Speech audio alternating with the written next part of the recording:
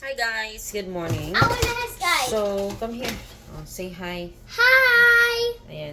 So, bumili nga pala ako ng yung gawaan ng waffle sa sa Walmart kasi naka Black Friday sale. I think this is $15. So, medyo mura lang siya. Kaya eto. Ang brand niya guys is Starfit. Ayan. Yan. So, gawaan siya ng waffle. Kasi pagka morning, wala akong may papakain sa mga bata. Ayan. So, every morning kasi ang hirap magluto ng nasa kawali. Tapos, siya yung, tawag nun? Yung, muusok kapag ka naglalagay ako ng butter. So, ito na yung itsura niya ngayon, guys. Ayan. So, ito. Pakita natin, guys. Ayan. So, ayan. Ayan na yung itsura niya. Ayan. So, yun ganito yung itsura niya, guys.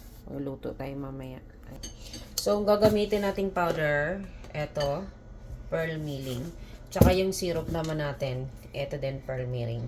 Tapos, hindi na ako gagamit ng butter kasi meron na akong pang spray dito. Ayan, guys.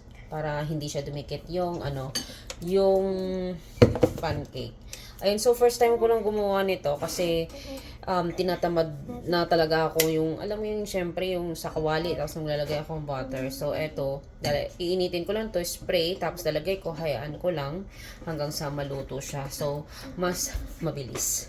Ayan. So, kasi it's 7:03 na guys. Kanina 6:55 lang. 7:03 na, tapos papasok yung mga bata sa school ngayon. Kaya kailangan makapag-breakfast sila bago pumasok sa school. Ayan, so magluluto na tayo guys. So, eto na yung syrup natin. Nakalagay na dito na mix na natin. Ay, hindi pala syrup. Yung powder. Tsaka, so ang gagawin natin guys, so i-spray na natin yung So, medyo nag-green na rin siya. So, that means na pwede na tayo magsimulang magluto. Kumbaga parang, ibig sabihin, umiinit na yung kulay, kulay green. Umiinit na yung pan natin. Ah.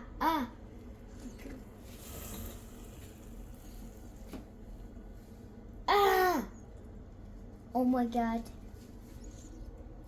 Me. Gana.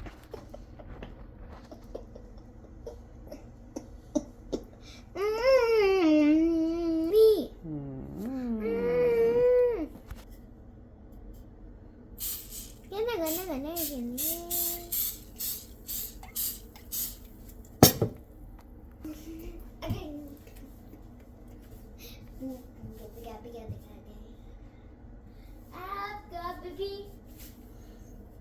Go.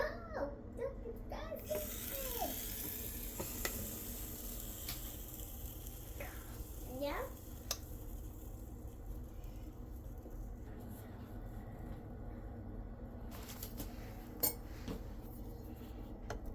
That's mine. Huh? Mommy, me. What's that? That's on pie of me.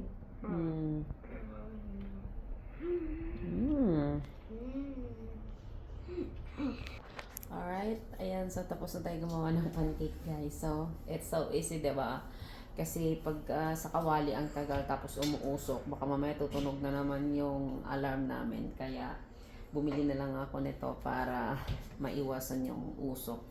Kasi nakasarado yung bahay. Kasi nga sobrang lamig dahil nagasno sa labas. And so for now, bye na muna guys. And see you!